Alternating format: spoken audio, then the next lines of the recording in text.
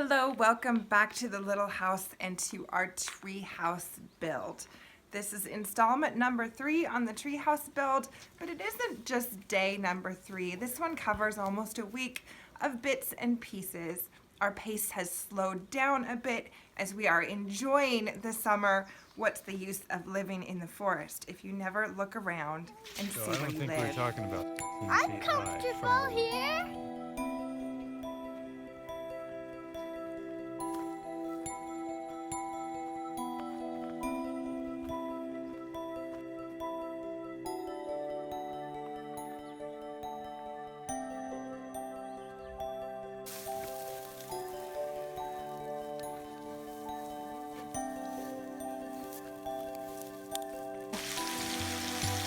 Yeah, that'll feed us for a couple of days.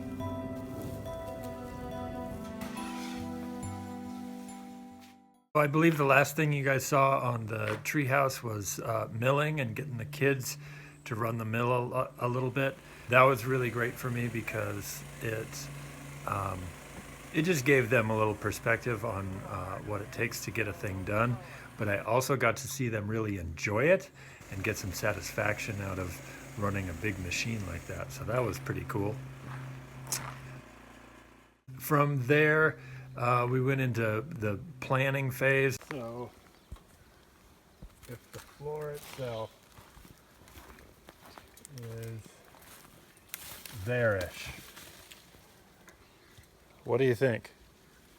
That looks good. I had to do a little bit more scrounging to fill out the needs of our design.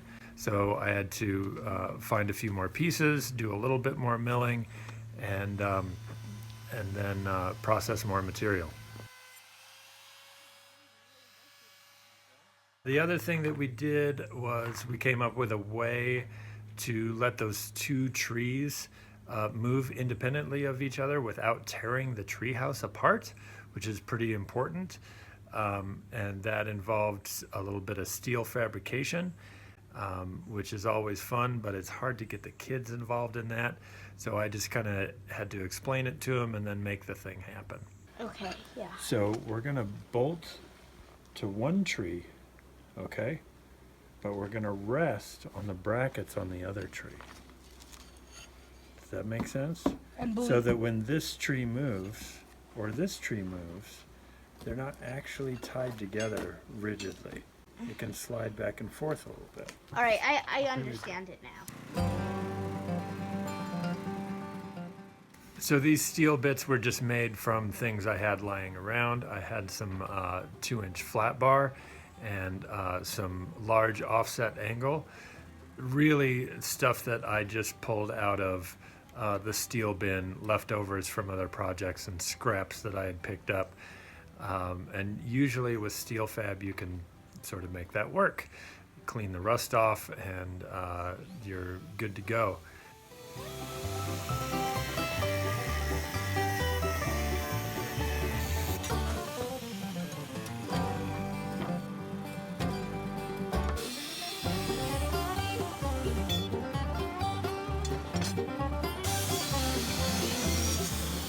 So there's the two parts. There's the steel bracket that gets attached to the tree, but then there's also, I'm putting a bit of flat bar on the bottom of the wood beam so that when the one tree moves, or when they move relative to each other, then it can have a surface to slide on. Otherwise, the wood's just gonna kind of dig into that steel bracket and you're gonna get the same effect as if it were essentially bolted right there.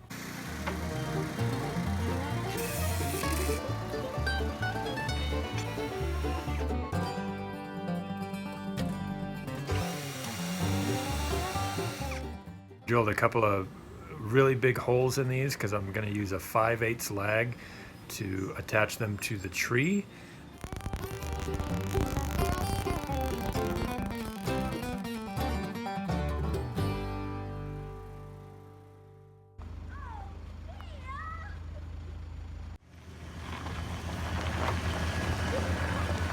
you sure this is what you're looking for?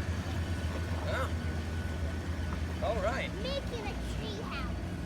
Oh, nice. So is that the brackets or something? The bolts, yeah. Nice. These are 8-inch bolts.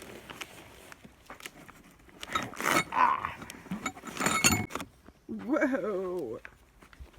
We're gonna bolt them in on the opposite side of the brackety side. Or am I talking like this? Sorry about that. Anyway, these bolt the bracket into the tree and the board into the tree. So those are going to slide on top of here because this is going to be nailed to the tree and screwed to the tree, isn't it? Bolted. Bolted. These go on the bottom of Hercules to put in here. Cool. So then it was time to take all these pieces down and get them attached to a tree, because that's where the tree house goes.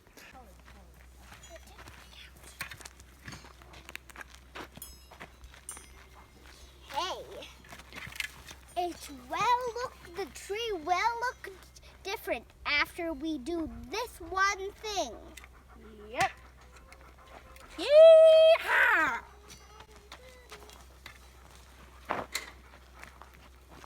The first part was really pretty simple. We just had to sort of decide on a height and get one of those steel brackets attached to the tree and in a way where it sort of lines up headed towards the other tree. That was pretty simple. The process of drilling those holes and driving the lags was all pretty straightforward. And then we were able to level our first beam based on that bracket. The second beam, of course, is the tricky part, getting one level thing lined up with another level thing on the other side of this massive tree. It could have been a lot of trial and error, but I decided to just bring out the laser level. I didn't have a great place to put it, so I just held it in hand for a little bit, and that carried the line from the first beam around to the other side of the tree. We were able to make a little mark, and that got us going for the other beam. Then before we got too committed to exactly where all that was attached, we put the long level on and the other level to make sure that we're all coplanar and pretty nice and flat.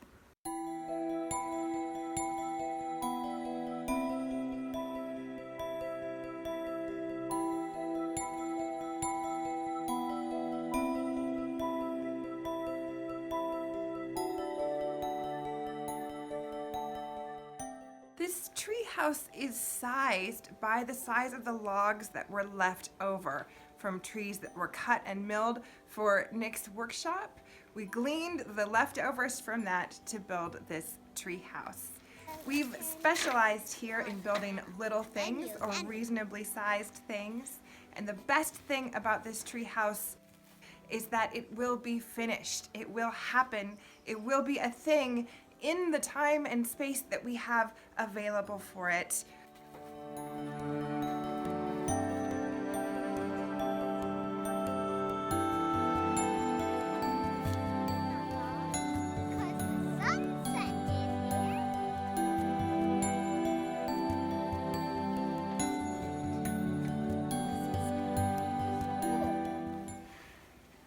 Imagine being able to stand up here all day.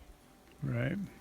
We're in the business here of making dreams come true, and sometimes part of that is recognizing what you have available, what can actually be accomplished, and making it happen.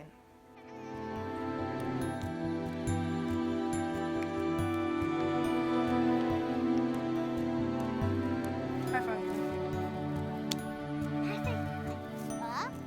So we've been talking about doing a treehouse for years, and we're finally doing it, even though Dad gets a little grumpy in the summertime.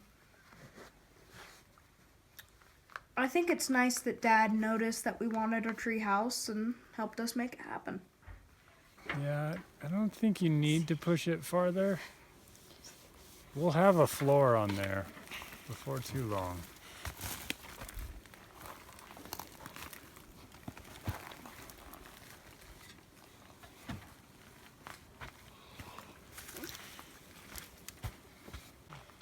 not in a good mood right now.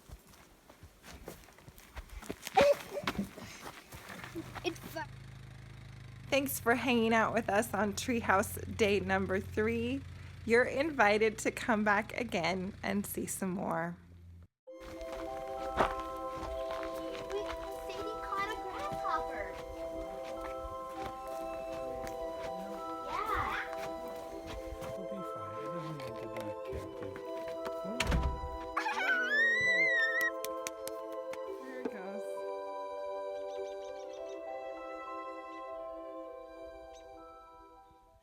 Good night, little house.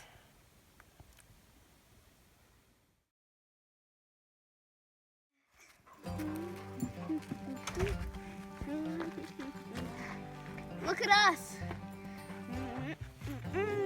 Hey, what's Dad got in his hand? What do you got? I'm eating cookies.